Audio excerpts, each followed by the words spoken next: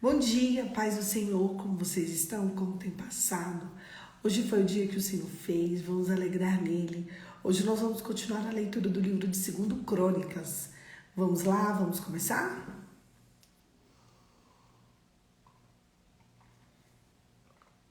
Hoje a gente vai ler a história do rei Ezequias. Como no livro de Reis a gente viu a história dele com profundidade, eu fiz um resumão dos capítulos 29, 30, 31 e 32, tá? Bora lá. 2 Crônicas 29, o reinado de Ezequias de Judá. Ezequias tinha 25 anos de idade quando começou a reinar e reinou 29 anos em Jerusalém. Ezequias fez o que era reto aos olhos do Senhor, segundo tudo que Davi, seu pai, havia feito. No primeiro ano do seu reinado, no primeiro mês, abriu os portões da casa do Senhor e os reparou. Trouxe sacerdotes, levitas, os reuniu na praça e disse: escutem, levitas, santifiquem-se agora a si mesmos, santifiquem a casa do Senhor, seu Deus, dos seus pais. Tirem do santuário tudo que é impuro, porque os nossos pais foram infiéis e fizeram o que era mal aos olhos do Senhor, nosso Deus, e o abandonaram, desviaram o rosto do tabernáculo do Senhor e lhe viraram as costas. Agora estou resolvido a fazer uma aliança com o Senhor, nosso Deus, de Israel, para que o furor da sua ira se afaste de nós. Meus filhos não sejam negligentes, pois o Senhor escolheu para estarem diante dele, para servirem, para serem seus ministros e queimarem incenso.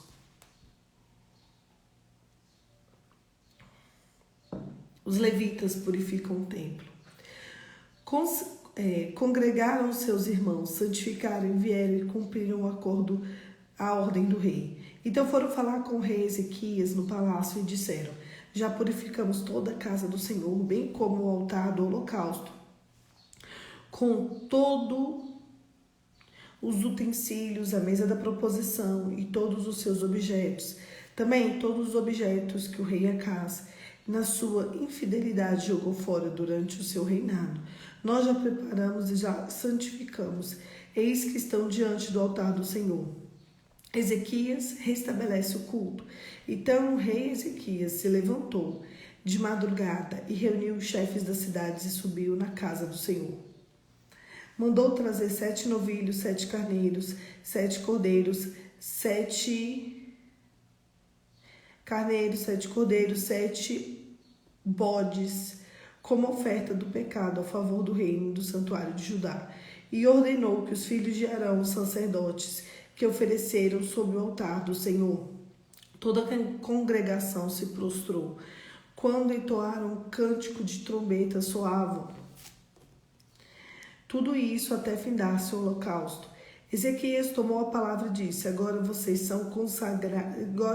se consagrem ao Senhor e venham e tragam sacrifícios e ofertas de ação de graça na casa do Senhor. Capítulo 30. A celebração da Páscoa. Depois disso, Ezequias enviou mensageiros por todo Israel e escreveu também cartas para as tribos de Efraim e Manassés, para que viessem à casa do Senhor em Jerusalém, para celebrarem a Páscoa do Deus de Israel. Os mensageiros levaram as cartas do rei e dos seus príncipes por todo Israel e Judá, segundo a ordem do rei, dizendo: filhos de Israel, voltem para o Senhor, seu Deus, de Abraão, de Isaque e de Israel, para que eles voltem, para que ele se volte para o restante que escapou do poder do rei da Síria. Não sejam como os seus pais e os seus irmãos que foram infiéis ao Senhor, seu Deus, dos seus pais. Por isso que ele os entregou à desolação, como vocês estão vendo. Não sejam teimosos como seus pais, entreguem-se ao Senhor e venham ao seu santuário, que ele santificou para sempre. Sirvam ao Senhor, seu Deus, para que vocês e para que o furor da ira se afaste de vocês, porque se vocês se voltarem ao Senhor, os seus irmãos e os seus filhos se acharão misericórdia diante dos que levaram cativos e voltarão a essa terra, porque o Senhor, o Deus de vocês, é bondoso, compassivo, e não desviará de vocês o seu rosto, se vocês se voltarem para ele. Muitos de Efraim, Manassés, Issacar, Zebulon não tinham se purificado, mesmo assim, comeram na Páscoa e não levando em conta o que está escrito na lei. Porém, Ezequias orou por eles, dizendo: que o Senhor que é bom, perdoe aquele que pôs o coração a buscar o Senhor Deus, o Deus de seus pais, ainda que não segundo a purificação exigida pelo santuário. O Senhor ouviu a oração de Ezequias, os quais sarou o povo. Os filhos de Israel estavam em Jerusalém, de Zebulon, na festa dos pães do fermento, diante de 7 dias, com muita alegria. Capítulo 31. A reforma feita por Ezequias.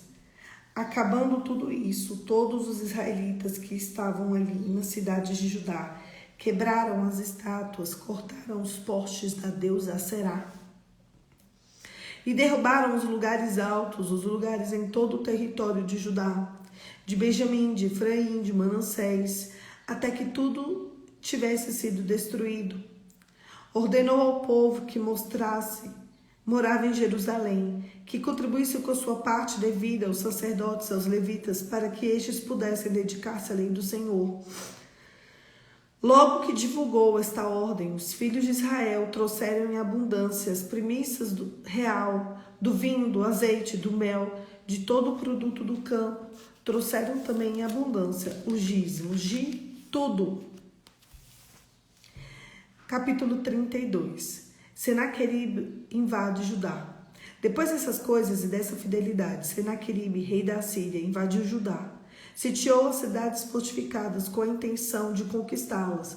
Quando Ezequias viu que Senaqueribe tinha vindo e estava resolvido a atacar Jerusalém, decidiu consultar os seus oficiais e os seus homens valentes, tapar as fontes de água que havia fora da cidade, e eles o ajudaram.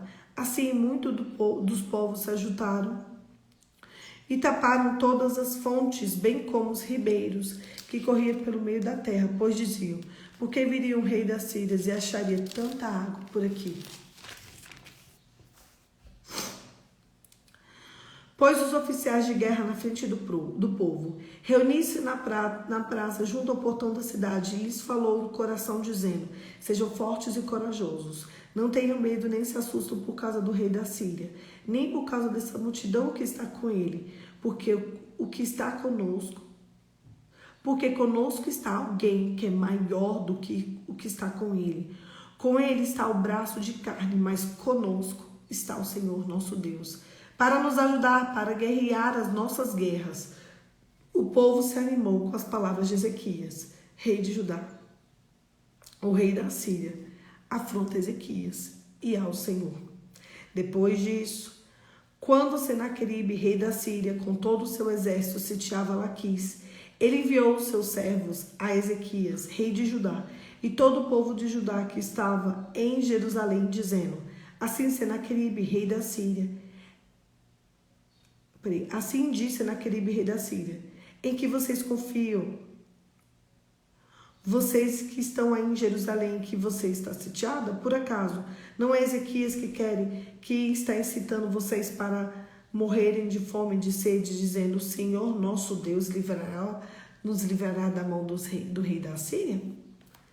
Portanto, não deixem agora que Ezequias o engane, nem o incite assim. Não acreditem nele, porque nenhum Deus de nação nenhuma, nem reino algum foi capaz de livrar o povo das minhas mãos, nem das mãos dos meus pais, muito menos o Deus de vocês será capaz de livrá-los das minhas mãos. Senaqueribe também escreveu cartas para blasfemar o Senhor Deus de Israel e para falar contra ele, dizendo: assim como os deuses das nações de outras terras não livraram o seu povo das minhas mãos, assim também o Deus de Ezequias não livrará o seu povo das minhas mãos. A destruição do exército dos assírios. Então o rei Ezequias, profeta Isaías, filho de Amós, oraram por causa disso e clamaram ao céu. O Senhor enviou um anjo que destruiu todos os valentes, os chefes, os príncipes do arraial do rei da Síria, e com o rosto coberto de vergonha, voltou para a sua terra. A doença de Ezequias. Por esse tempo, Ezequias adoeceu de uma enfermidade mortal. Então orou ao Senhor e lhe deu um sinal. Mas Ezequias não correspondeu aos benefícios que lhe foram feitos, pois o seu coração se exaltou. Por isso veio grande ira sobre ele, sobre Judá, sobre Jerusalém. Porém, Ezequias se humilhou por ter se exaltado no seu coração, ele e os moradores de Jerusalém, e a ira do Senhor não veio sobre ele nos dias de Ezequias. Ezequias teve riqueza, glória, com grande abundância. Ezequias prosperou em toda a sua obra. Mas, quando os embaixadores, os príncipes da Babilônia, lhe foram enviados para informarem a respeito de prodígios que tinham acontecido na terra do Deus, o desamparou para procurar saber tudo o que Ezequias havia, para saber tudo o que havia no coração dele. A morte de Ezequias. Ezequias morreu e foi sepultado na subida para os túmulos dos filhos de Davi. Todo o povo de Judá, os moradores de Jerusalém, lhe prestaram honras diante da sua morte, e Manassés, seu filho, reinou em seu lugar. Hoje o texto ficou um pouco longo, mas eu preferi fazer assim, porque a gente já viu essa história recentemente, inclusive. E a gente já viu ela com riqueza de detalhes. Eu quero falar para vocês sobre Ezequias, um dos melhores reis que Israel teve. Ezequias, a Bíblia diz, no livro de Reis, que não teve mais nenhum rei como Ezequias. Eu acho interessante que a Bíblia diz que quando Ezequias toma o trono, ele se assenta no trono, no primeiro mês, ele começa uma grande obra. É muito interessante que ele já vai lá no santuário e ele começa, retire daqui toda idolatria. A segunda coisa que ele faz como rei é mandar os sacerdotes se purificarem. E depois ele estabelece o culto. Depois que ele estabelece o culto, ele fala, olha, vamos entregar na casa do Senhor dízimos e ofertas. Depois disso, ele começa a reparação de obras dentro da cidade. E a Bíblia diz que ele foi próspero e abundante em tudo. Ele não deixou de ser atacado. É isso que eu queria mencionar com vocês nessa manhã. Vocês viram que o rei da Síria foi atrás de Ezequias para afrontá-lo. Ele foi afrontar Ezequias e blasfemar contra o Senhor. A Bíblia diz que ele se ajuntou com Isaías, o profeta. E o Senhor enviou um anjo que derrotou todo o exército assírio. E o rei da Síria voltou para sua casa com o rosto coberto de vergonha. Ei, deixa eu te contar. Os teus inimigos, eles voltarão para a casa deles com o rosto coberto de vergonha. Pode ter certeza que o Senhor vai enviar socorro para a tua história. Enganados e confundidos serão todos os teus inimigos. Porém, mas por que você está falando isso? Porque a palavra garante que enganados e confundidos serão todos, não é um nem dois não, são todos os nossos inimigos. Depois disso, ele fica doente, aí ele se acha, aí Deus fala, vou te matar, Ezequias. Ele se arrepende, Deus dá mais 15 anos de vida para ele, não está nesse texto, mas está lá no livro de Reis. Ele reina por mais 15 anos. E ali, depois desses 15 anos que o Senhor prolongou a vida dele, ele morreu e foi sepultado junto com seus pais. Olha, a história do rei Ezequias deixa saudades. Tem um rei, eu acabei de esquecer o nome dele, estava na minha mente, esqueci, mas tudo bem, que eu li aqui para vocês, que diz assim, ele morreu e não deixou saudades. Meu Deus, pensa que história triste. Pensa, tu morre e não deixa saudades. Misericórdia, gente. Quando Ezequias morre, a Bíblia diz que depois dele não teve mais nenhum rei como ele. Sabe por quê? Porque quando alguém realmente decide amar a Deus com um amor extravagante, Deus se inclina a favor dele. Você ama o Senhor com um amor extravagante? Há um convite vindo da parte de Deus para que você ame o Senhor com um amor extravagante, um amor puro, limpo, santo, fiel, verdadeiro e extravagante. Deus, ele tem interesse em você, ele tem interesse na tua adoração. Você sabia que nem porque ele era um grande rei, nem porque ele era assim um rei maravilhoso, ele não deixou de ser atacado? Ele não deixou de ser afrontado, ele não deixou de ser confrontado. Você acha que Deus, que não poupou o seu próprio filho Jesus Cristo, mas antes deixou ele morrer na cruz para ele ressuscitar no terceiro dia e reinar em glória? Você acha que Deus vai te poupar das suas circunstâncias? Sabe para que existem os seus desafios e os meus desafios? É para que eu e você amadureçamos. A intenção de Deus na tua vida e a intenção de Deus na minha vida é que eu e você amadureça. Ele quer nos entregar reinados, porque somos príncipes e princesas do Senhor. Mas eu quero saber como você está se comportando nesse tempo. Quem é você quando a afronta chega? Quem é você quando os desafios aparecem? Quem é você quando o mal lhe sobrevém?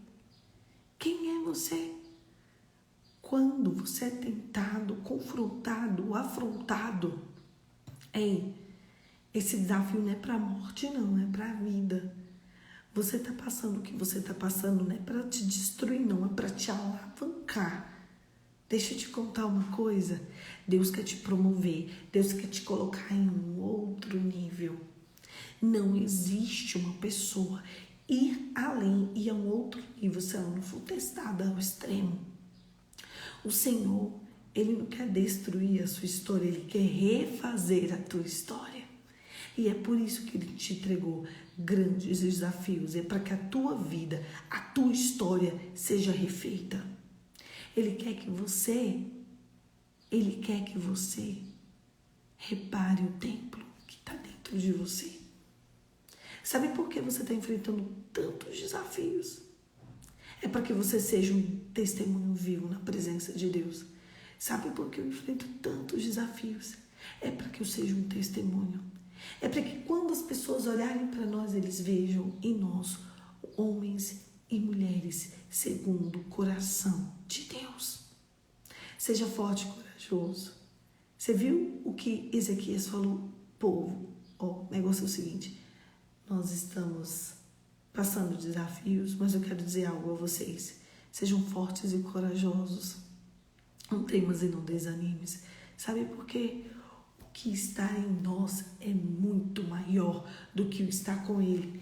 Eles vêm com espadas de carne e nós vamos com o nome do Senhor. Vocês acham que o nome de Jesus é pouca coisa? O nome de Jesus governa sobre toda a terra. O sangue de Jesus nos protege para toda batalha. A tua oração vai onde você não pode ir.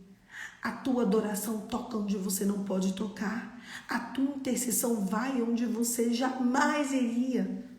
Começa a se prostrar diante do Deus vivo e Ele vai te responder com fogo do altar. Feche seus olhos e vamos orar. Pai, em nome de Jesus, nos alcance, Senhor, por amor de Ti mesmo e por favor da Tua glória. Espírito Santo, se achegue a nós, nos indique o caminho que devemos andar, para que a gente nunca se desvie dele. Senhor, seja conosco. Envie anjos ao nosso respeito para nos guardar, nos levar, nos livrar, nos zelar e nos proteger. Senhor, acampa os teus anjos ao nosso derredor para nos livrar e para nos guardar de toda astuta cilada do inimigo. Em nome de Jesus. Amém. Deixa eu te contar uma história. Você e eu.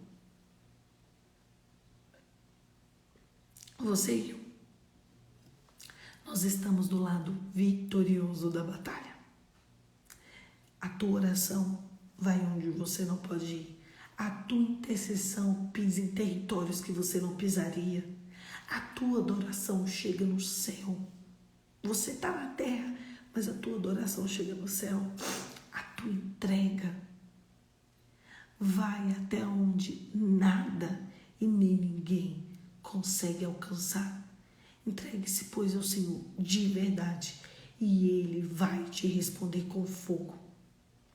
Deixa a tua vingança nas mãos do Senhor e adora, porque o Deus de Abraão, de Isaac, de Jacó, o Deus de Israel é o teu Deus. O povo dele é o teu povo e ele é o teu Pai. E é ele quem vai mudar a tua sorte de glória em glória até que seja dia perfeito. Um beijo, Deus abençoe vocês e até amanhã. Amanhã, 5h45, eu tô aqui para continuar esse devocional. Isso mesmo, Luzi. Sabe de quem que é a vitória, gente? É do povo de Deus. Não tem jeito. Nada, nem ninguém pode parar a igreja, porque a igreja foi estabelecida pela própria mão do Senhor. Vocês viram a quantidade de perseguição que a gente tem da igreja e ela só vai crescer mais e mais. Sabe por quê? Porque a vitória é sempre do povo de Deus. Um beijo, gente, que hoje seja um dia de revelação na tua vida. Deus te abençoe e até amanhã, se Deus quiser.